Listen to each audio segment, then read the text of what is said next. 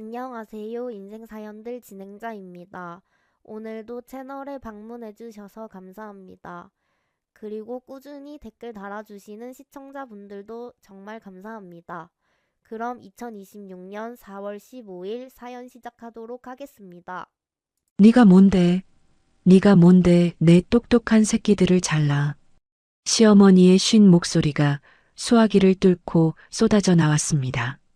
15년간 제가 피땀 흘려 세운 회사에서 억대 연봉을 빨아먹고 법인카드로 명품을 사고 법인 벤츠를 굴리던 시댁 식구들, 이혼 도장을 찍자마자 내연녀 출산을 보러 달려간 남편. 그 남편이 떠난 그날 밤 저는 그들의 숨통을 끊을 준비를 시작했습니다. 하루아침에 모든 것을 빼앗긴 그들은 제 회사 앞에서 서로의 멱살을 잡으며 무너졌고, 저는 그제야 15년간 숨겨왔던 진짜 제 위치를 세상에 알렸습니다. 하지만 이야기는 여기서 끝이 아니었습니다. 과연 그들을 어떻게 숨통을 끊을 복수를 했을까요? 오늘의 사연 시작합니다. 사연 시작 전 구독과 좋아요를 눌러주시면 오늘 하루 행운이 가득할 겁니다. 가정법원 복도에는 형광등 불빛만 희멀겋게 내리쬐고 있었습니다. 접수 창구 앞 딱딱한 나무 의자에 나란히 앉아있던 저와 박지훈 사이에는 서류 한 뭉치만 놓여 있었습니다. 담당 직원이 서류를 펼쳐 보이며 도장을 찍을 위치를 손가락으로 짚어줬습니다. 저는 가방에서 도장을 꺼내 붉은 인주에 꾹 눌렀다가 서류 위에 또박또박 찍어냈습니다. 15년이었습니다. 새벽 3시에 눈을 비비며 노량진 수산시장 경매장에 들어서고 냉동탑차 조수석에서 김밥 한 줄로 끼니를 때우며 전국을 누빈 시간이 고스란히 15년이었습니다. 시장 바닥에서부터 새벽바람을 온몸으로 맞아가며 연 매출 100억이 넘는 식자재 유통회사를 일궈낸 것은 오롯이 저 혼자의 힘이었습니다. 맞은편에 앉은 박지훈이 서류가 완성되자마자 볼펜을 탁 내려놓고 의자를 밀어냈습니다. 양복 소매를 축혀 올려 손목시계를 들여다보더니 자리에서 벌떡 일어났습니다. 나 먼저 간다. 수연이가 오늘 애 나올 것 같다고 병원 예약해놨단 말이야. 늦으면 큰일 나. 내 연녀의 이름이 이 법원 안에서까지 이렇게 당당하게 튀어나왔습니다. 저는 손가락 끝에 묻은 인주를 물티슈로 천천히 닦아내며 고개도 들지 않았습니다. 제 입에서 나온 건 딱 한 글자였습니다. 박지훈이 멈칫하더니 뭔가 더 들을 줄 알았다는 표정으로 저를 흘깃 내려다봤습니다. 야, 너 진짜 무섭다? 사람이 어쩜 이렇게 얼음장 같냐? 15년을 같이 살았으면 그동안 고생했다는 소리 한마디는 해야 하는 거 아니야? 너는 정이라는 게 눈곱만큼도 없어? 없어. 그러니까 빨리 가. 내 그 귀한 수연이 기다린다며. 참나 그래. 너 그 잘난 돈 껴안고 평생 잘 먹고 잘 살아봐라. 나간다. 박지훈이 콧바람을 훅 내쉬며 법원 복도를 성큼성큼 걸어 나갔습니다. 구두 뒷굽이 타일 바닥을 두드리는 소리가 점점 멀어졌습니다. 저는 그 발소리가 완전히 사라질 때까지 자리에서 일어나지 않았습니다. 남편 길을 살려주겠다고 상무자리에 앉힌 것이 제 인생 최대의 실수였습니다. 시어머니, 이 막내가 남자가 밖에서 명함이라도 내밀어야 집안 꼴이 선다고 닥달했고 저는 그 말에 고개를 끄덕여 버렸습니다. 야, 지훈이 쟤를 언제까지 저렇게 둘 거냐? 네가 사장이면 내 남편은 최소한 상무직함은 달아줘야 남들이 무시를 안 하지. 사내대장부 길을 네가 다 죽일 셈이야? 상무 명함을 손에 쥔 박지훈은 그날부터 거래처 접대라는 이름 아래 술판을 벌였고 그 술자리 끝에 내연녀 한수연이 있었습니다. 집으로 돌아온 저는 현관문을 잠그고 거실 테이블 위에 노트북을 펼쳤습니다. 법인카드 사용 내역 조회 화면에 박지훈의 이름으로 결제된 목록이 주르륵 떠올랐습니다. 호텔, 산부인과, 고급 레스토랑, 백화점 유아용품 매장.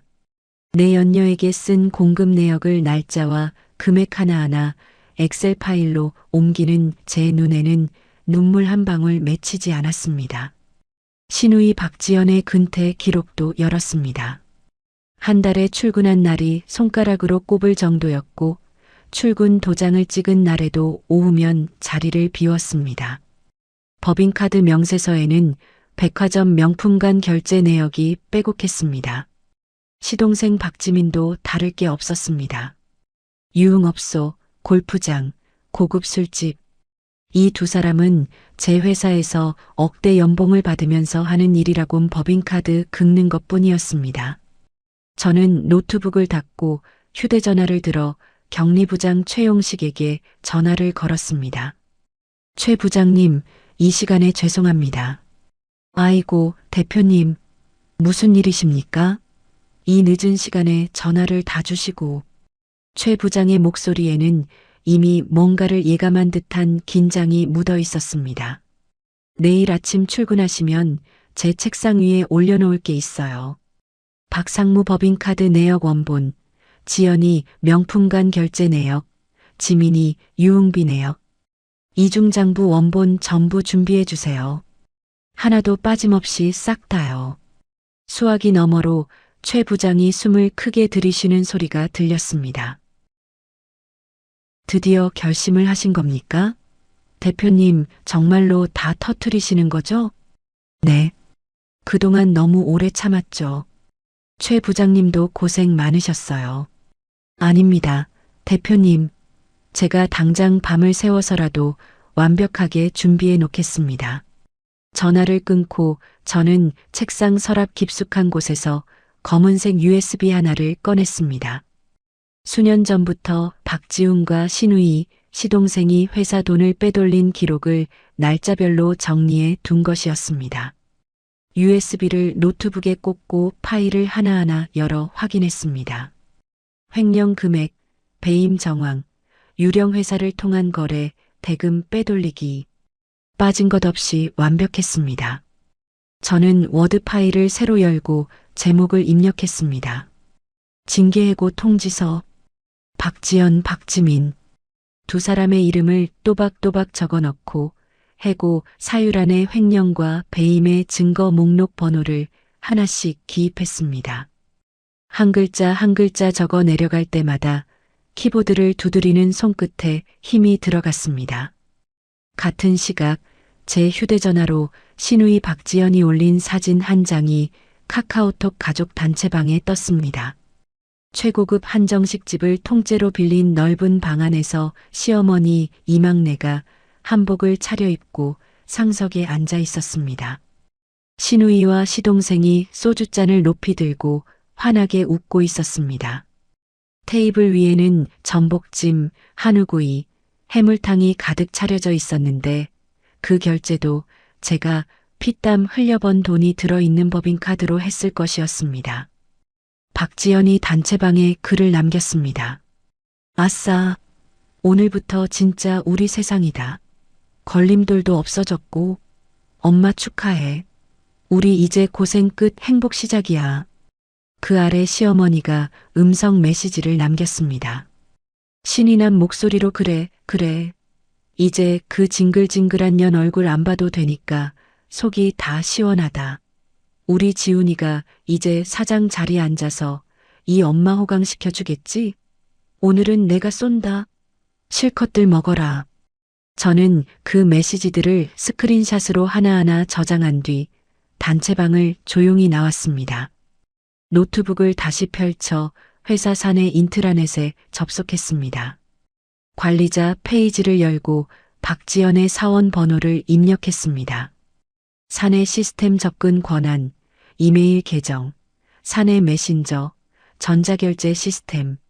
하나하나 권한을 삭제할 때마다 화면에 처리 완료라는 글자가 떠올랐습니다. 박지민의 계정도 같은 방식으로 전면 차단했습니다. 마지막으로 완성된 징계해고 통지서 파일을 출력했습니다. 따끈따끈한 종이 2장을 집어들고 내용을 처음부터 끝까지 소리내어 읽었습니다. 오탈자 하나 없이 완벽했습니다.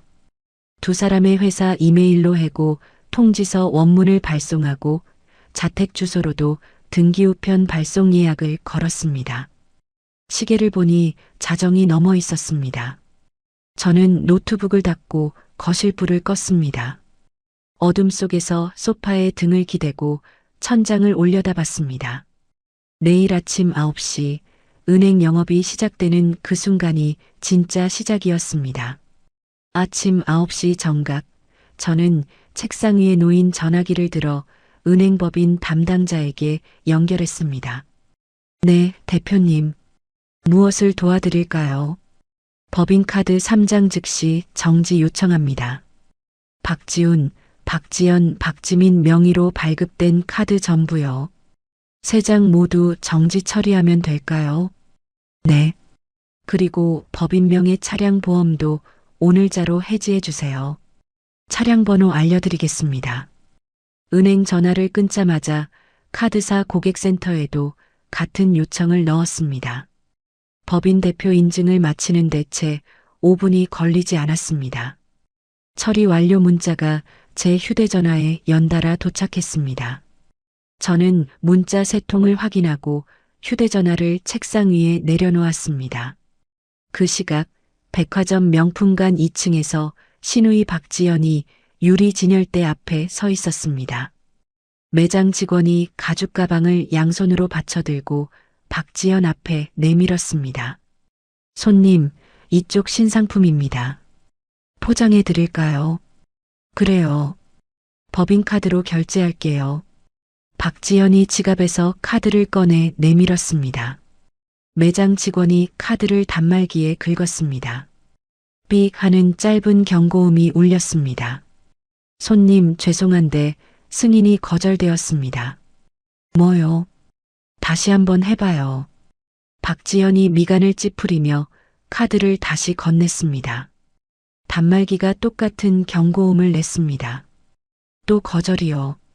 카드사에 한번 확인해 보셔야 할 것 같습니다.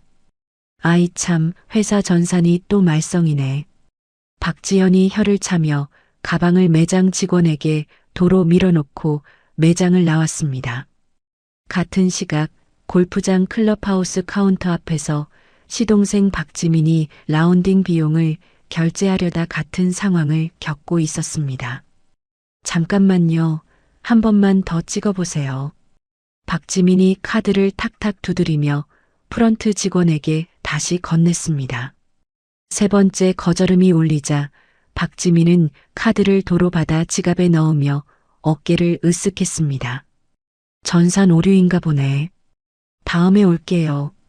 박지민은 대수롭지 않다는 듯 휘파람을 불며 주차장으로 걸어나갔습니다. 그리고 산후조리원 VIP실 카운터 앞. 박지훈이 카운터 직원 앞에서 얼굴이 벌겋게 달아올라 있었습니다. 입실 보증금이랑 1주차 비용 결제하려는 건데 왜 안 돼요? 고객님, 카드 자체가 정지 상태로 나옵니다. 다른 카드 있으시면 그걸로 해보시겠어요? 다른 카드가 어딨어?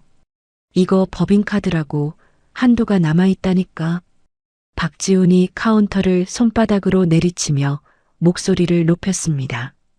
주변에 있던 다른 보호자들이 고개를 돌려 쳐다봤습니다. 박지훈은 이를 악물고 휴대전화를 꺼내 회사 경리부로 전화를 걸었습니다. 최 부장 나야. 법인카드가 안 먹히는데 뭐가 된 거야? 당장 확인해봐. 최 부장이 수화기를 귀에 대고 잠시 침묵하더니 입을 열었습니다.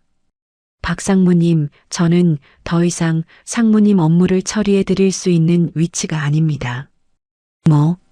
뭐라고? 최 부장 너 지금 나한테 무슨 소리를 하는 거야? 대표님께 직접 연락하십시오. 최 부장이 전화를 끊어버렸습니다. 박지훈이 휴대전화 화면을 멍하니 들여다보다가 산후조리원 로비 소파에 천천히 주저앉았습니다. 이틀이 지났습니다. 카드가 막히고 현금이 바닥나기 시작하자 시어머니 이막내가 시누이와 시동생을 불러 모았습니다. 지연아, 지민아.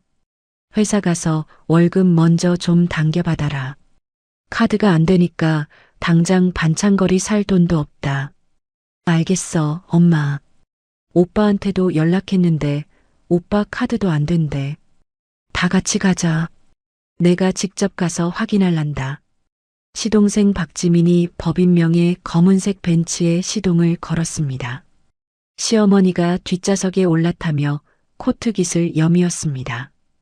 그년 빠진 회사가 어떻게 돌아가나 내 눈으로 봐야겠다. 시누이 박지연이 조수석 문을 열며 입꼬리를 올렸습니다. 엄마, 이제 우리가 주인이니까 당당하게 들어가면 돼.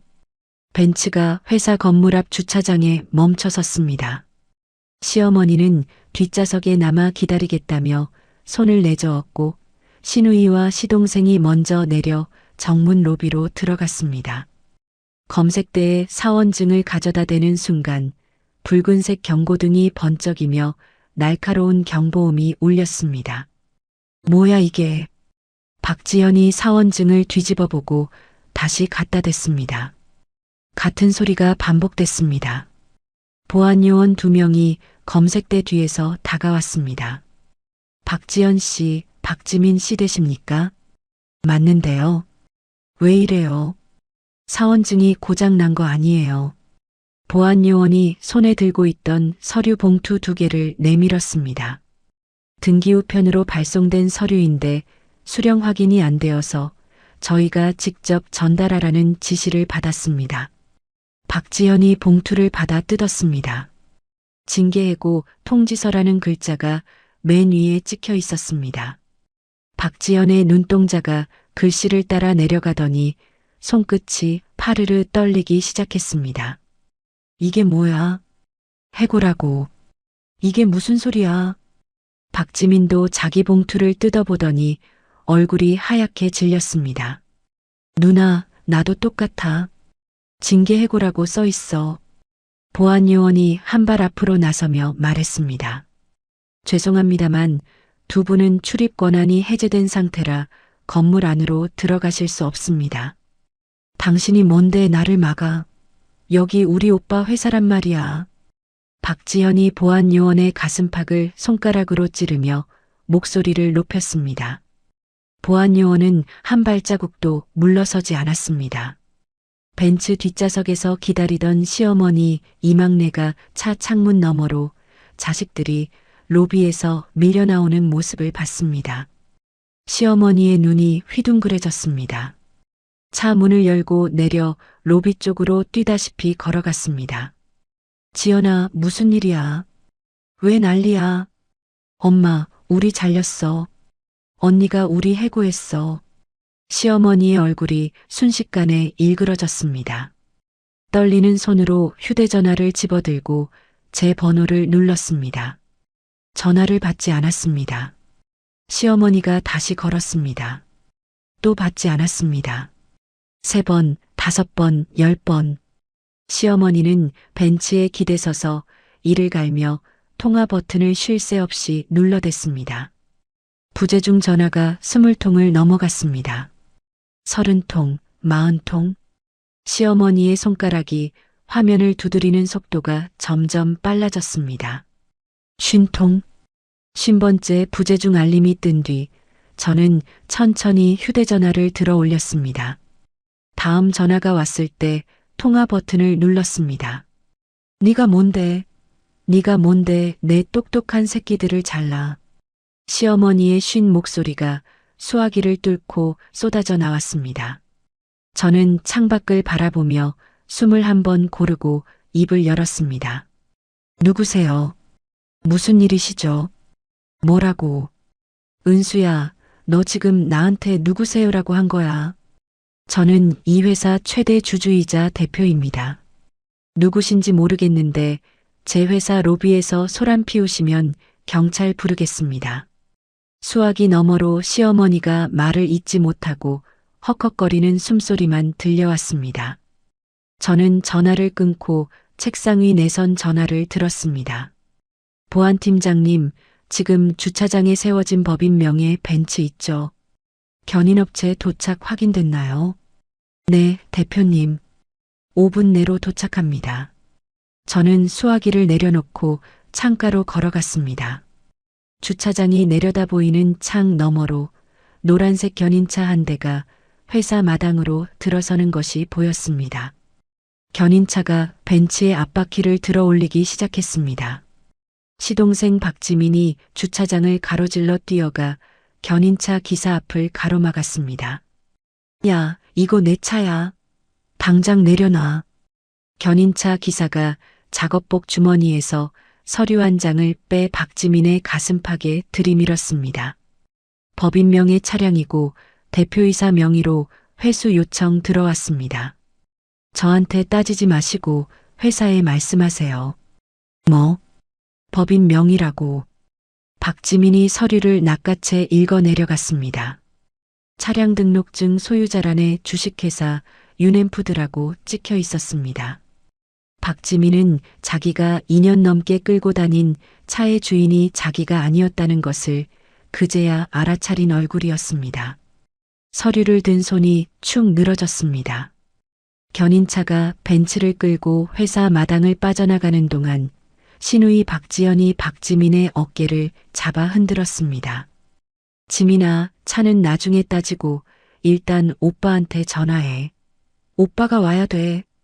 박지연이 떨리는 손으로 박지훈에게 전화를 걸었습니다. 오빠, 큰일 났어. 우리 둘 다 해고당했어. 차도 지금 견인차가 끌고 갔어. 뭐라고? 해고라니 무슨 소리야? 언니가 미쳤어, 진짜. 빨리 와. 박지훈이 택시를 잡아타고 회사에 도착한 것은 30분 뒤였습니다. 택시에서 내린 박지훈은 양복상의 단추도 채우지 않은 채 정문으로 성큼성큼 걸어갔습니다. 시어머니와 시누이, 시동생이 로비 앞에 서서 박지훈을 기다리고 있었습니다. 오빠, 보안요원이 막아서 못 들어가. 비켜봐. 박지훈이 시누이를 밀어놓고 검색대 앞으로 다가갔습니다. 보안요원 2명이 팔짱을 끼고 서 있었습니다. 나 박지훈 상무야. 비켜. 보안요원이 고개를 저었습니다. 박지훈 님도 출입 권한이 해제되어 있습니다. 들어가실 수 없습니다. 지금 장난해. 내가 이 회사 상무라고. 박지훈이 보안요원의 어깨를 밀치려는 순간 로비 정면 벽에 새로 걸린 액자 2개가 눈에 들어왔습니다. 법인 등기부등본 사본과 사업자 등록증 사본이 나란히 걸려 있었습니다. 대표이사란에 윤은수라는 이름 석자가 선명하게 찍혀 있었고 지분율란에 100%라는 숫자가 그 옆에 또렷하게 박혀 있었습니다. 박지훈이 액자 앞으로 다가가 글자를 한자 한자 읽어 내려갔습니다. 입술이 바들바들 떨렸습니다. 이게 말이 돼. 뒤따라 다가온 시누이 박지연이 액자를 보더니 비명에 가까운 목소리를 질렀습니다. 오빠 지분은? 오빠도 주주 아니었어. 아니야. 그럴 리가 없어. 처음에 내가 같이 시작한 회사인데. 박지훈이 이마에 핏줄을 세우며 주먹으로 벽을 내리쳤습니다. 하지만 액자 속 서류는 차갑게 사실만을 말하고 있었습니다. 이 회사의 주인은 처음부터 끝까지 윤은수 한 사람뿐이었습니다. 박지훈은 바지 상무라는 명함만 들고 다녔을 뿐 이 회사에 단 1%의 지분도 가진 적이 없었습니다. 시어머니 이막내가 지팡이를 짚으며 로비 안까지 들어왔습니다. 시어머니는 액자 앞에 선 세 자식의 얼굴을 번갈아 보더니 지팡이 끝으로 바닥을 쾅쾅 내리쳤습니다. 은수 그년이 이렇게까지 할 줄은 몰랐다. 지훈아, 어떻게든 해봐. 엄마, 지금 그런 소리 할 때가 아니야. 박지훈이 고개를 틀어 보안요원에게 다가갔습니다. 사장실로 올려보내줘. 5분만 얘기하면 돼. 보안요원이 손에 들고 있던 종이 한 장을 읽어 내려갔습니다. 대표님 지시사항 전달드리겠습니다. 해고, 예고, 수당은 법에 따라 개인 계좌로 입금될 예정이고 더 이상 영업을 방해하시면 경찰에 신고하겠다고 하셨습니다. 영업 방해. 내가 내 회사에서 영업 방해를 한다고. 박지훈의 목소리가 갈라졌습니다. 보안요원 2명이 앞으로 나서며 4사람을 출입구 쪽으로 밀어냈습니다. 시어머니가 지팡이를 휘두르며 버텼지만 보안요원의 힘을 당해낼 수 없었습니다. 이것들이 감히 내가 누군지 알아. 내 아들 회사에서 감히 이 할미를. 시어머니의 악을 쓰는 소리가 로비 전체에 쩌렁쩌렁 울렸습니다. 하지만 유리문은 닫혔고 4사람은 주차장 한가운데 내팽개쳐졌습니다. 벤츠가 서 있던 자리에는 타이어 자국만 길게 남아 있었습니다. 찬바람이 불었습니다. 시어머니가 코트 주머니에서 손수건을 꺼내 입을 틀어막았습니다. 박지연이 하이힐을 신은 발로 땅을 구르며 박지훈의 팔을 잡아 흔들었습니다. 오빠 어떡해. 나 카드도 안 되고 차도 없어. 이번 달 아파트 관리비도 법인카드로 내고 있었단 말이야. 나한테 소리치지 마. 나도 지금 머리가 안 돌아간다고. 박지훈이 박지연의 손을 뿌리치며 소리쳤습니다. 시동생 박지민이 주차장 바닥에 쪼그려 앉아 2손으로 머리를 감싸쥐었습니다. 형, 나 이번 달 카드값만 3천이야. 전부 법인카드로 긁은 건데 어떡해. 닥쳐, 지민아. 시어머니가 지팡이를 들어 박지훈의 등짝을 후려쳤습니다. 이게 다 네 꼴통 때문이다. 여자 하나를 제대로 잡아뒀어야지. 이 멍청한 놈아. 엄마가 맨날 은수한테 구박질을 해놓고 지금 나한테 뭐라는 거야? 뭐라고? 내가 언제 그년한테 구박을 했어. 내가 얼마나 잘해줬는데. 정문 앞 주차장에서 4사람의 고성이 뒤엉켰습니다. 서로의 멱살을 잡을 듯이 손가락질을 해대며 목청을 높였습니다. 지나가던 직원들이 걸음을 멈추고 고개를 돌려 쳐다봤고 건너편 상가의 주인들도 입구에 나와 팔짱을 끼고 수군거렸습니다. 저는 5층 사장실 창가에 서서 그 광경을 내려다보고 있었습니다. 4사람이 주차장 한복판에서 서로를 탓하며 악다구니를 치는 모습이 한눈에 들어왔습니다. 15년 동안 저 사람들 비위를 맞추느라 숨죽이고 살았던 시간이 파노라마처럼 스쳐 지나갔습니다. 저는 블라인드 줄을 당겨 창을 가리고 책상으로 돌아왔습니다. 책상 위에는 최 부장이 아침 일찍 가져다 놓은 이중장부 원본 파일이 깔끔하게 정리되어 있었습니다. 저는 파일 표지를 한 장 넘기며 볼펜을 집어들었습니다. 횡령의 합계 옆에 빨간 줄을 긋고 배임 항목에 별표를 찍었습니다. 오갈 데가 없어진 4사람은 내연녀 한수연이 머물고 있는 산후조리원으로 몰려갔습니다. 좁은 병실 안에 시어머니, 시누이, 시동생, 그리고 박지훈까지 5명이 빽빽하게 들어차 있었습니다. 갓 태어난 아이가 울음을 터뜨렸지만 아무도 거들떠보지 않았습니다. 지훈아, 당장 내일부터 뭘 먹고 살 거야? 엄마 통장에 50만 원도 안 남았다. 시어머니가 침대 옆 의자에 털썩 앉으며 말했습니다. 엄마, 지금 그 얘기를 여기서 해야 돼. 박지훈이 이를 악물며 병실 창밖을 노려봤습니다. 여기가 아니면 어디서 해? 집 관리비도 밀렸어. 시누이 박지연이 끼어들며 목소리를 높였습니다. 내연녀 한수연이 침대 위에서 몸을 일으키며 인상을 구겼습니다. 지훈 씨, 이 사람들 좀 내보내. 나 아직 몸조리 중이잖아. 수연아, 잠깐만. 지금 상황이 좀 복잡해서. 복잡한 건 알겠는데 시어머니가 왜 내 병실에 있는 거야? 시어머니가 벌떡 일어나 한수연을 손가락으로 가리켰습니다. 시어머니라고. 내가 언제 널 며느리로 인정했어. 너 때문에 우리 집안이 이 꼴이 된 거야. 어머니, 제발 좀. 박지훈이 시어머니의 팔을 잡아 끌었습니다. 병실 안이 아수라장이 되었고 복도에서 간호사가 뛰어들어와 목소리를 낮춰달라고 사정했습니다.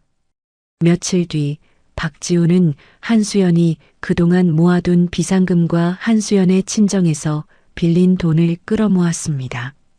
제 회사에서 차로 10분 거리에 허름한 사무실 하나를 얻고 똑같은 업종의 식자재 유통회사를 차렸습니다. 간판도 채 마르기 전에 박지우는 15년간 술자리를 함께한 거래처 사장들을 한 명씩 찾아다니기 시작했습니다. 첫 번째로 찾아간 곳은 강남 쪽 대형 뷔페 체인의 김 사장이었습니다. 김 사장님, 저 박지훈입니다. 아시죠? 유넨푸드 상무였던. 아, 박상무. 아니, 지금은 뭐라 불러야 하나. 김 사장이 커피잔을 내려놓으며 어색하게 웃었습니다. 제가 새로 회사를 차렸습니다. 기존 납품 단가에서 20% 깎아드릴게요. 거기다 따로 좀 챙겨드리겠습니다. 아시죠? 무슨 뜻인지.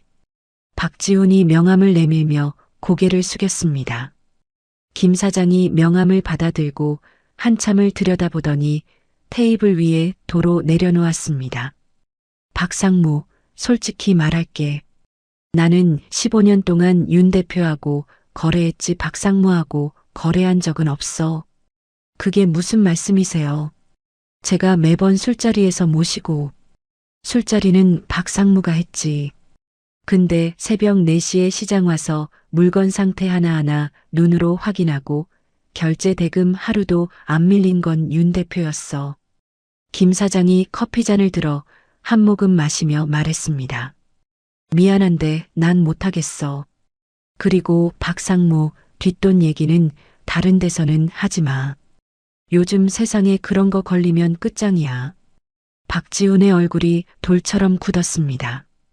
두 번째, 세 번째, 네 번째 거래처에서도 대답은 같았습니다. 10군데를 돌았지만 단 한 곳도 계약서에 도장을 찍어주지 않았습니다. 그뿐이 아니었습니다. 노량진 수산시장의 최 사장이 저에게 직접 전화를 걸어왔습니다. 윤 대표 나야. 박상무가 어제 우리 가게 왔었어. 네, 최 사장님. 무슨 얘기를 하던가요? 단가 후려치기에 뒷돈까지 제안하더라고. 내가 통화 녹음해뒀어. 필요하면 보내줄까? 보내주세요. 감사합니다, 최 사장님.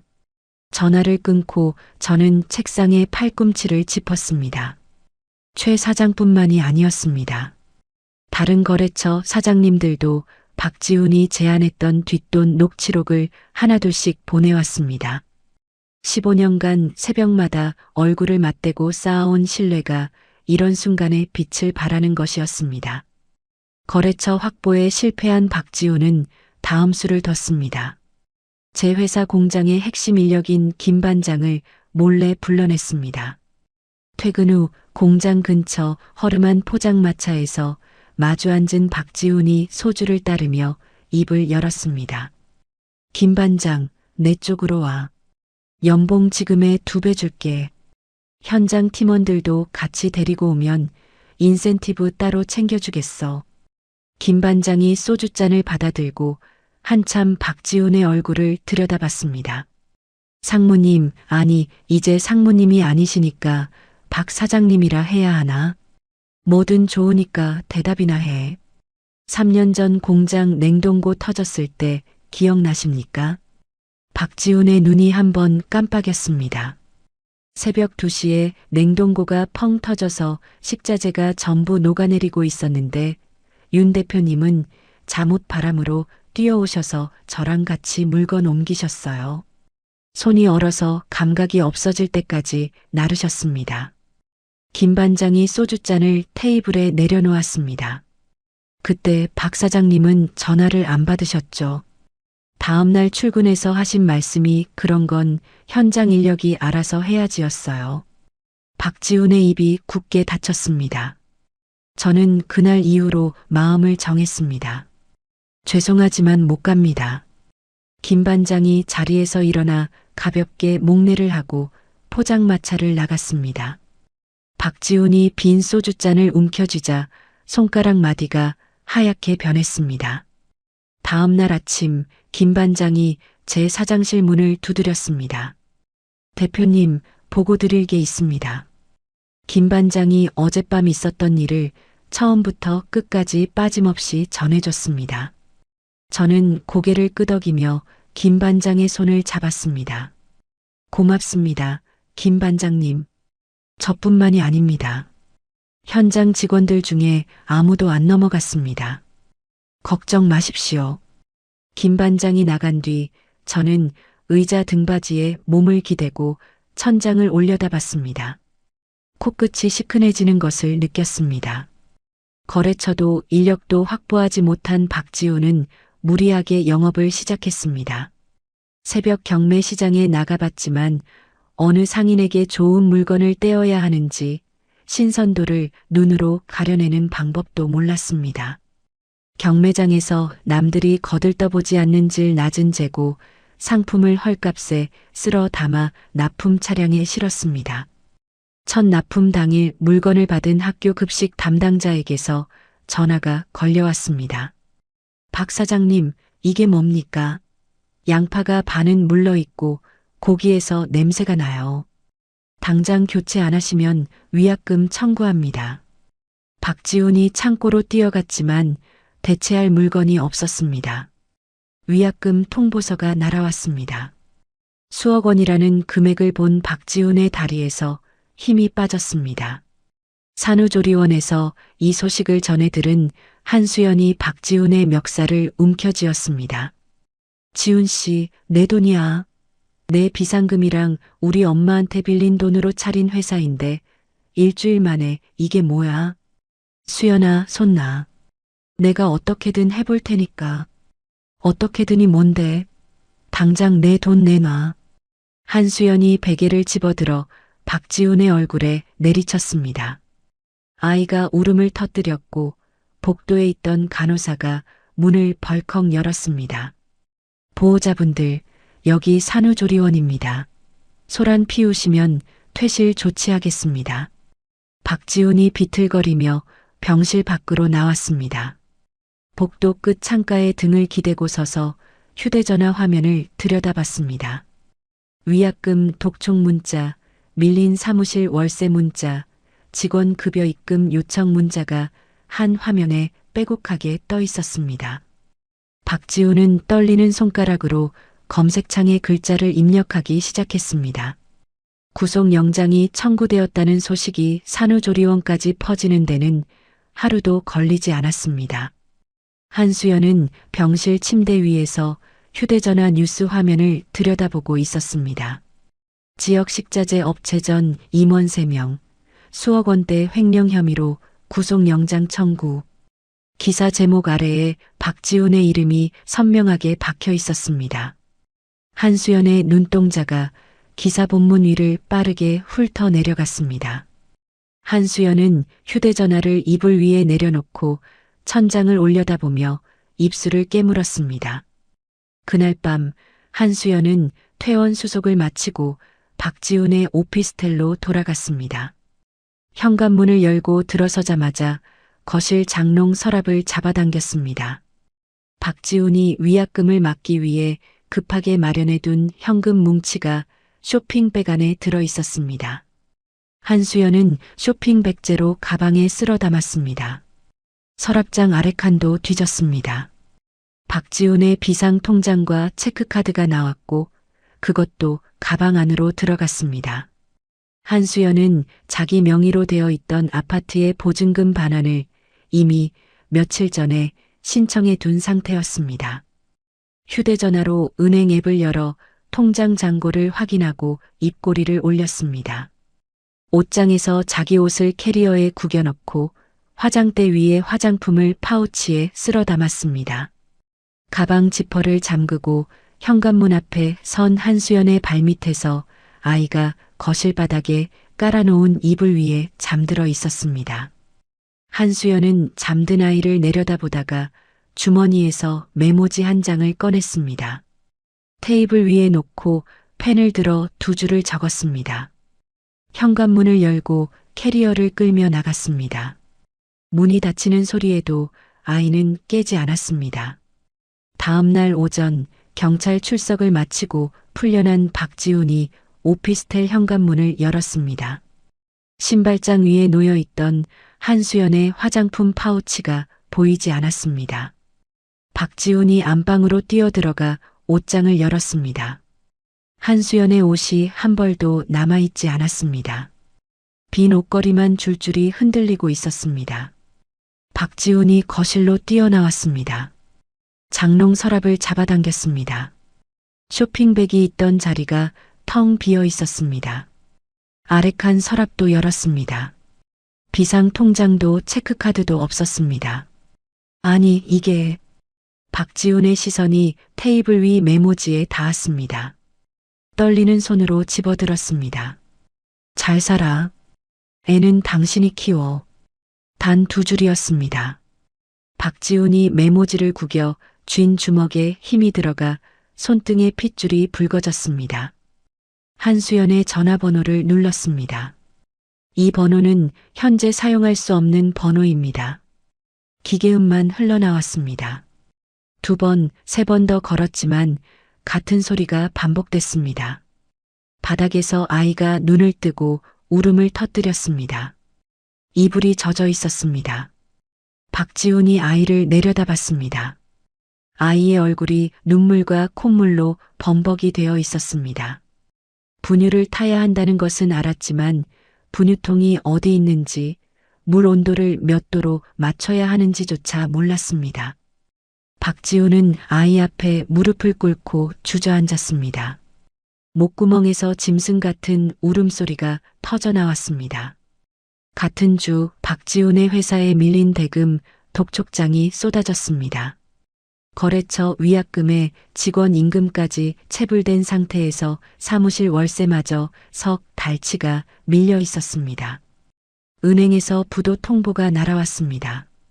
사업을 시작한 지 채 한 달이 되지 않은 회사가 문을 닫았습니다. 신우이 박지연은 원룸 보증금을 빼서 밀린 카드값을 막으려 했지만 이미 신용이 바닥나 있었습니다. 카드사에서, 대출기관에서, 동네 마트 외상가까지 독촉 전화가 하루에 수십 통씩 쏟아졌습니다. 전화벨이 울릴 때마다 박지연은 이불을 뒤집어 쓰고 귀를 틀어막았습니다. 시동생 박지민도 사정은 다르지 않았습니다. 오피스텔 현관 앞에 사채업자가 붙여놓은 빨간 딱지가 3장이나 나붙어 있었습니다. 박지민은 현관문을 열지도 못하고 동네 찜질방을 전전하며 잠을 청했습니다. 시어머니 이막내는 아파트 관리비가 6개월째 밀려 관리사무소에서 단전 예고 통보를 받았습니다. 냉장고에는 김치 한 통과 찬밥 한 덩이만 남아 있었습니다. 시어머니는 거실 바닥에 주저앉아 박지훈에게 전화를 걸었습니다. 지훈아, 엄마 전기 끊긴다. 돈 좀 보내라. 엄마, 나한테 돈이 없어. 나도 지금 당장 먹고 살 길이 없다고. 그럼 엄마는 어떡하라고. 네 동생들도 연락이 안 돼. 나한테 소리치지 마. 나도 한계야. 박지훈이 전화를 끊어버렸습니다. 시어머니는 꺼진 화면을 한참 들여다보다가 등 뒤에서 울고 있는 핏덩이 손주에게로 고개를 돌렸습니다. 박지훈이 돌볼 형편이 되지 않아 시어머니 집에 맡겨놓고 간 아이였습니다. 시어머니는 손등으로 눈물을 훔치며 아이를 안아 올렸습니다. 그리고 며칠 뒤 이른 아침 시어머니가 제 회사 앞에 나타났습니다. 등에는 핏덩이 손주를 업고 무릎이 해진 바지 차림이었습니다. 시어머니는 정문 앞 화단 옆 시멘트 바닥에 무릎을 꿇고 앉았습니다. 은수야, 은수야. 시어머니의 갈라진 목소리가 아침 공기를 찢었습니다. 출근하던 직원들이 걸음을 멈추고 고개를 돌렸습니다. 내가 늙어서 정신이 없었다. 내가 잘못했어. 그래도 조강지처가 최고인 거야. 이 불쌍한 핏덩이를 봐서라도 한 번만 받아오. 시어머니가 이마를 시멘트 바닥에 찧었습니다. 등에 업힌 아이가 놀라서 울음을 터뜨렸습니다. 지나가던 행인 몇 명이 멈춰서서 수군거렸습니다. 보안팀장이 저에게 전화를 걸어왔습니다. 대표님, 정문 앞에 어르신 한 분이 아기를 업고 무릎을 꿇고 계십니다. 알겠습니다. 제가 내려가겠습니다. 저는 엘리베이터를 타고 1층으로 내려갔습니다. 정문 유리문을 밀고 나가자 시어머니가 고개를 번쩍 들었습니다. 눈물과 콧물이 뒤범벅된 얼굴로 저를 올려다봤습니다. 은수야, 이 할미가 잘못했다. 제발 우리 지훈이 좀 살려다오. 저는 시어머니 앞에 서서 한 발자국도 더 다가가지 않았습니다. 어머님, 횡령 증거는 이미 경찰에 전부 넘어갔습니다. 합의는 없습니다. 은수야. 그리고 이 아이는 저와 아무 관계가 없는 아이입니다. 저는 고개를 돌려 보안팀장에게 말했습니다. 정문 밖으로 안내해 드리세요. 보안요원 2명이 시어머니의 양팔을 잡아 일으켰습니다. 시어머니가 제 바지 끝자락을 움켜쥐며 매달렸습니다. 은수야, 이러지 마. 제발, 제발. 저는 바지 끝자락을 붙잡은 시어머니의 손을 내려다봤습니다. 마디마디가 굵고 주름이 깊게 팬 손이었습니다. 15년 전 시집살이 첫 해에 국이 짜다고 제 뺨을 때린 손이 바로 저 손이었습니다. 밥이 질다고, 반찬 가짓수가 적다고, 며느리 주제에 돈 벌어온다고, 남편 체면을 깎는다고 저를 쥐어박던 손이었습니다. 저는 시선을 거두었습니다. 돌아서서 정문 안으로 걸어 들어갔습니다. 등 뒤로 시어머니의 울부짖는 소리가 들려왔지만 발걸음을 멈추지 않았습니다. 유리문이 닫혔습니다. 박지훈과 신우이 시동생에게 구속영장이 발부되어 세 사람이 구치소에 수감된 뒤 저는 민사법원에 손해배상 청구 소송을 접수했습니다. 그리고 최 부장과 김 반장을 사장실로 불러 정식 임원 승진 발령장을 건넸습니다. 최 부장님은 오늘부터 최 이사입니다. 김 반장님은 김 본부장이에요. 두 분이 아니었으면 이 회사 못 지켰습니다. 최 이사가 발령장을 두 손으로 받아들고 고개를 깊이 숙였습니다. 대표님, 감사합니다. 끝까지 함께하겠습니다. 김 본부장이 발령장을 가슴에 꾹 눌러 안으며 코끝을 붉혔습니다. 대표님, 현장 직원들한테도 제가 직접 전하겠습니다. 저는 두 사람과 마주 앉아 찻잔을 부딪히며 오랜만에 입꼬리를 올렸습니다. 폭풍이 지나간 자리에 고요가 찾아온 것 같았습니다. 그 고요는 한 달밖에 가지 못했습니다. 어느 날 아침 출근하자마자 최 이사가 사장실 문을 두드렸습니다. 최 이사의 얼굴이 하얗게 질려 있었습니다. 대표님, 이것 좀 보셔야 합니다. 최 이사가 노트북을 펼쳐 화면을 돌렸습니다. 지역 맘카페 게시판에 올라온 글이었습니다. 제목은 우리 동네 유명 식자재 업체 Y사, 썩은 고기 납품에서 우리 아이들 집단 식중독이었습니다. 글에는 시뻘겋게 변색된 고기 사진과 누런 곰팡이가 핀 양파 사진이 첨부되어 있었습니다. 그 아래에는 병원 진단서 사진까지 올라와 있었습니다. 댓글이 이미 300개가 넘었습니다. 이런 업체는 문 닫아야 합니다. 우리 애가 여기 급식 먹는데 당장 계약 해지해야 하는 거 아닌가요? 불매합시다. 퍼뜨려주세요. 저는 사진을 확대해서 들여다봤습니다. 고기 포장지에 찍힌 유통기한 스티커의 글씨체가 우리 회사에서 쓰는 것과 미세하게 달랐습니다. 진단서도 병원 이름이 선명하지 않았습니다. 최 이사님, 이 글 언제 올라온 겁니까? 새벽 4시입니다. 그런데 올라온 지 2시간 만에 다른 커뮤니티로 퍼져나갔습니다. 퍼뜨리는 속도가 정상이 아닙니다. 저는 화면을 아래로 내렸습니다. 댓글 중에 비슷한 말투와 문체로 반복해서 올리는 계정이 여럿 보였습니다. 누군가가 조직적으로 댓글을 달고 있다는 것이 한눈에 들어왔습니다. 그날 오전부터 거래처들의 전화가 쏟아지기 시작했습니다. 윤 대표님, 인터넷에 도는 글 보셨습니까? 우리도 학부모들한테 항해 전화 받고 있습니다. 당분간 납품 좀 중단해 주십시오. 한 곳, 두 곳, 세 곳. 오전이 끝나기도 전에 계약 해지 통보를 보내온 거래처가 5곳이 넘었습니다. 점심때가 되자 지역 방송국 취재 차량이 공장 앞에 들어섰습니다. 카메라 기자가 삼각대를 세우고 공장 정문을 향해 렌즈를 겨눴습니다. 기자가 마이크를 들고 카메라 앞에 서서 리포트를 시작했습니다. 오후에는 반품 탑차들이 줄을 지어 공장 마당으로 들어오기 시작했습니다. 납품했던 식자재 박스가 쏟아져 나와 마당 한쪽에 산더미처럼 쌓였습니다.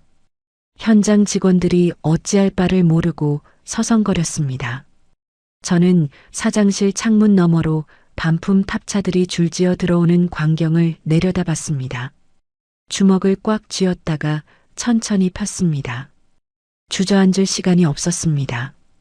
저는 내선 전화를 들었습니다. 최 이사님, 김 본부장님, 지금 당장 사장실로 올라와 주세요. 두 사람이 도착하자 저는 자리에서 일어나 말했습니다. 비상대책위원회를 꾸립니다. 최 이사님, 식약처에 자진 조사를 요청하세요. 우리 공장의 식자재 샘플 전부와 위생관리 대장을 통째로 넘기겠습니다. 숨길 거 하나도 없으니까 전부 공개합니다. 알겠습니다. 그리고 경찰 사이버 수사대에 영업방해로 고소장을 접수하세요. 이건 누군가 돈 주고 조작한 겁니다. 최 이사가 고개를 끄덕이고 사장실을 나갔습니다. 저는 김 본부장을 돌아봤습니다. 김 본부장님, 공장은 멈추면 안 됩니다. 직원들한테 전해주세요. 우리가 떳떳하니까 당당하게 일하자고. 네, 대표님. 제가 직접 현장에 내려가서 말하겠습니다. 김 본부장이 나가고 저는 다시 노트북 앞에 앉았습니다. 맘카페 글을 처음부터 다시 읽으며 사진 하나하나를 저장했습니다. 그날 밤 최 이사는 퇴근하지 않았습니다. 공장 내부와 출입구에 설치된 CCTV 영상을 새벽 2시부터 6시 사이로 좁혀서 돌려보기 시작했습니다. 상하차 작업으로 가장 혼란스럽고 사람이 많이 드나드는 시간대였습니다. 최 이사는 커피를 옆에 놓고 모니터 앞에 앉아 화면을 한 프레임씩 넘겼습니다. 이틀째 밤 최 이사의 눈에 수상한 장면이 잡혔습니다. 새벽 3시 47분 외부 배달 기사 복장을 한 남자가 탑차 한 대에서 내려 공장 뒤편 하역장으로 들어섰습니다. 남자는 일반 납품 박스와 똑같은 모양의 스티로폼 박스 2개를 하역장 구석에 내려놓았습니다. 그리고 휴대전화를 꺼내 박스 뚜껑을 열고 안에 든 내용물을 사진으로 찍었습니다. 카메라 플래시가 터지는 순간 남자의 옆모습이 화면에 선명하게 잡혔습니다. 최 이사가 영상을 멈추고 화면을 확대했습니다. 모자를 눌러 쓰고 있었지만 턱선과 귀 모양이 또렷했습니다. 최 이사는 퇴사자 명단 파일을 열어 사진을 대조했습니다. 6개월 전 정리해고된 전직 직원 송태호였습니다. 최 이사가 새벽에 저에게 전화를 걸었습니다. 대표님 찾았습니다. CCTV에 다 찍혀 있습니다. 저는 이불을 걷어차고 일어나 회사로 향했습니다. 사장실에 도착해 최 이사가 캡처해 놓은 CCTV 화면을 확인했습니다. 송태호가 썩은 식자재 박스를 반입하고 사진을 찍어가는 장면이 시간대별로 정리되어 있었습니다. 식약처 조사 결과는요. 오늘 오후에 공문이 옵니다. 우리 공장 샘플 전량 검사 결과 위생 기준 완벽 적합 판정입니다. 저는 식약처 판정 공문과 CCTV 캡처 화면을 출력해서 서류 봉투에 담았습니다. 그리고 양복을 갈아입고 차에 올랐습니다. 지역 방송국 로비에 들어선 저는 안내 데스크 직원에게 말했습니다. 유넨푸드 대표 윤은수입니다. 인터뷰를 하고 싶습니다. 방송국 보도국장이 저를 스튜디오로 안내했습니다. 조명이 켜지고 카메라 빨간 불이 들어왔습니다. 저는 카메라를 똑바로 바라보며 서류 봉투에서 CCTV 캡처 사진을 꺼내 들었습니다. 이 사진을 보십시오. 돈에 매수된 전직 직원이 새벽에 우리 공장에 썩은 식자재를 몰래 반입하고 직접 사진을 찍어 인터넷에 올린 겁니다.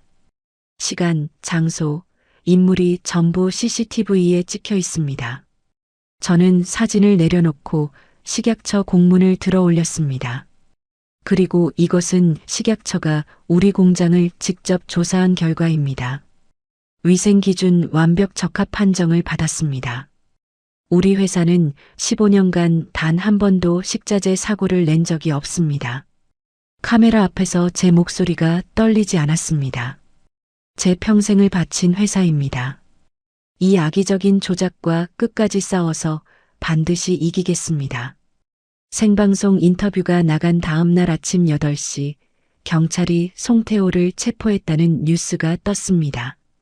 송태호는 조사 과정에서 자신에게 돈을 주고 지시한 사람이 구치소에 수감 중인 박지훈이라고 자백했습니다.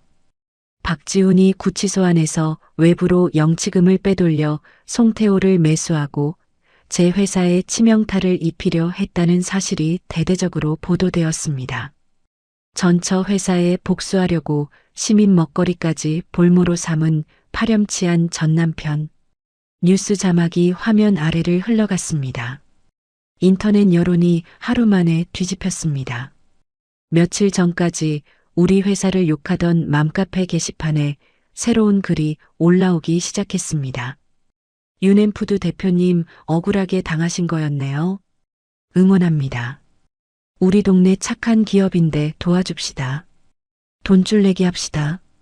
앞으로 식자재는 무조건 여기서만 삽니다. 댓글이 수백 개씩 달렸고 응원글이 다른 커뮤니티로 퍼져나갔습니다. 저는 사장실에 앉아 화면을 내려보다가 노트북을 조용히 닫았습니다. 가슴 한쪽이 뜨거워지는 것을 느꼈지만 아직 끝난 게 아니었습니다. 박지훈은 기존의 횡령 혐의에 영업방해와 허위사실 유포 혐의까지 추가로 기소되었습니다. 재판에서 형량이 크게 늘어날 것이라는 보도가 이어졌습니다. 전처에게 복수하겠다고 벌인 일이 고스란히 자기 목을 옥죄는 꼴이었습니다. 며칠 뒤 흔들렸던 거래처 사장님들이 하나둘 공장을 찾아오기 시작했습니다. 첫 번째로 찾아온 것은 강남 뷔페 체인의 김 사장이었습니다. 윤 대표, 내가 그때 납품 중단한다고 했잖아. 미안해. 내가 경솔했어. 김 사장이 공장 입구에서 고개를 숙이며 말했습니다. 저는 김 사장의 손을 잡았습니다. 김 사장님 괜찮습니다. 의심할 만한 상황이었으니까요. 아니야. 15년을 거래하면서 윤 대표가 어떤 사람인지 뻔히 알면서도 흔들린 내가 부끄러워. 김 사장이 양복 안주머니에서 서류 한 장을 꺼내 제 앞에 펼쳤습니다. 이거 장기 독점 납품 계약서야. 앞으로 3년 우리 체인 전 지점 식자재는 전부 유넨푸드에서만 받겠어. 다른 거래처 사장님들도 같은 이유로 찾아왔습니다. 오해해서 미안하다는 사과와 함께 오히려 이번 일을 계기로 우리 회사의 위기 대처 능력을 믿게 되었다며 장기 계약서에 도장을 찍어줬습니다. 한편 박지훈의 사주에 동조해 댓글 부대를 동원하고 헛소문을 퍼뜨렸던 경쟁업체 대표 2명도 경찰 수사망에 걸려들었습니다. 저는 이 두 사람에게도 허위사실 유포로 고소장을 접수해 두었고 재판에서 수천만 원의 벌금형이 선고되었습니다. 두 업체는 거래처들의 신뢰를 완전히 잃고 지역 상권에서 퇴출당했습니다. 위기를 넘긴 뒤 회사의 매출은 폭발적으로 올랐습니다. 맘카페와 지역 커뮤니티에서 시작된 응원이 실제 주문으로 이어졌고 전년 대비 매출이 3배 이상 뛰었습니다. 공장 가동률이 한계에 다다를 정도로 주문이 밀려들었습니다. 저는 이 수익을 혼자 가져가지 않았습니다. 억울한 누명 속에서도 새벽 작업장을 지키며 묵묵히 일해준 현장 직원들이 있었기에 회사가 버틸 수 있었습니다. 전 직원에게 월급 2달치에 해당하는 특별 보너스를 지급했습니다. 공장 마당에서 보너스 지급 소식을 들은 직원들이 환호성을 질렀습니다. 김 본부장이 직원들 앞에 서서 목이 쉬도록 감사 인사를 전했고 최 이사는 밤샘 CCTV 분석으로 충혈된 눈을 손등으로 비비며 웃었습니다. 그 무렵 구치소에서 박지훈이 보낸 편지가 회사로 배달되어 오기 시작했습니다. 하루에 한 통, 이틀에 한 통. 편지 겉면에 삐뚤빼뚤한 글씨로 윤은수 대표 앞이라고 적혀 있었습니다. 최 이사가 편지 뭉치를 들고 사장실로 올라왔습니다. 대표님, 또 왔습니다. 이번 주에만 벌써 5통째입니다. 저는 편지 뭉치를 받아들고 한 통도 뜯지 않은 채 책상 옆 문서 파쇄기 위에 올려놓았습니다. 파쇄기 전원 버튼을 눌렀습니다. 윙 하는 기계음과 함께 편지가 가늘게 잘려나갔습니다. 한 통, 2통, 3통, 5통이 전부 종이 조각이 되어 파쇄기 수거함에 쌓였습니다. 최 이사님, 앞으로 저 사람한테서 뭐가 오든 제 책상까지 올리지 마세요. 바로 파쇄하시면 됩니다. 알겠습니다, 대표님. 며칠 뒤 보안팀장이 또 한 번 저에게 전화를 걸어왔습니다. 대표님, 시어머니 이막내 씨가 또 회사 주변을 서성이고 있습니다. 오늘로 사흘째입니다. 저는 수화기를 내려놓고 잠시 생각한 뒤 변호사에게 전화를 걸었습니다. 이막내에 대한 접근 금지 가처분 신청을 내주세요. 회사 반경 200m 이내 접근 금지로요. 알겠습니다. 오늘 중으로 접수하겠습니다. 전화를 끊고 저는 자리에서 일어나 창가에 섰습니다. 공장 마당 너머로 직원들이 납품 차량에 식자재 박스를 싣고 있는 모습이 보였습니다. 활기찬 목소리들이 5층 사장실까지 어렴풋이 올라왔습니다. 저는 책상으로 돌아와 서류함에서 새 계약서를 꺼냈습니다. 전국구 프랜차이즈 납품을 위한 대형 물류센터 건립 계약서였습니다. 아버지 때부터 이어온 낡은 시장통 장부를 접고 전국으로 나아가는 첫걸음이었습니다. 저는 계약서 마지막 장을 펼치고 서명란에 볼펜을 가져다 댔습니다. 윤은수라는 세 글자를 또박또박 적어 넣었습니다. 여러분, 오늘 은수 씨의 삶의 이야기 잘 들으셨나요? 15년이라는 시간은 짧지 않습니다. 새벽바람을 맞으며 시장 바닥을 누비고 냉동탑차 안에서 손이 갈라지도록 일하며 쌓아 올린 시간이었습니다. 그 세월 동안 윤은수는 단 한 번도 자기 이름을 앞세우지 않았습니다. 남편을 세워주고 시댁을 먹여 살리고 묵묵히 뒤에서 모든 것을 떠받쳤습니다. 그런데 돌아온 것은 배신이었고 조롱이었고 기생이었습니다. 참고 또 참던 사람이 마침내 등을 돌리면 그때부터는 어떤 눈물도 어떤 무릎도 그 마음을 되돌릴 수 없습니다. 윤은수가 특별한 능력을 가졌던 것은 아닙니다. 숨겨진 재벌 핏줄도 아니었고 누군가의 도움으로 한 방에 역전한 것도 아니었습니다. 매일 새벽 일어나 발로 뛴 것이 무기였고 하나하나 기록해둔 장부가 방패였고 묵묵히 곁을 지켜준 사람들이 울타리였습니다. 결국 사람을 지키는 것은 화려한 말이 아니라 쌓아온 신뢰이고 사람을 무너뜨리는 것은 남의 것을 자기 것인 양 착각한 오만이었습니다.